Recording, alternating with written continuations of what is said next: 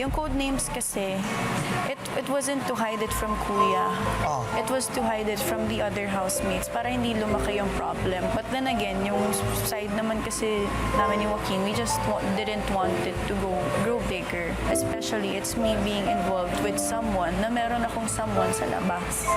And ayokong ma-hurt yun. And I don't want to see our fans na makikita nila na para bang hindi ko inisip si Allen and actions niya. So ngayon, na nai-involve ako directly with someone in that way, na ano talaga ako. Kasi yun yung last thing na gusto kong mangyari. Parang meron pa nga siyang mga naiintindihan ko kapag may nagustuhan ka sa loob may ganun siya.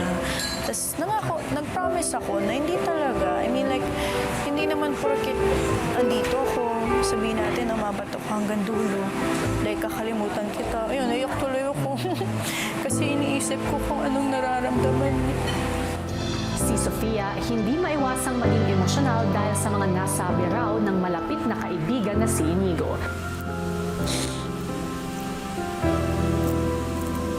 Inigo po, isa po siya sa least na i-expect ko Kuya to talk about me like that, Kuya. Since visible naman po, kita naman na close po kami ni Inigo.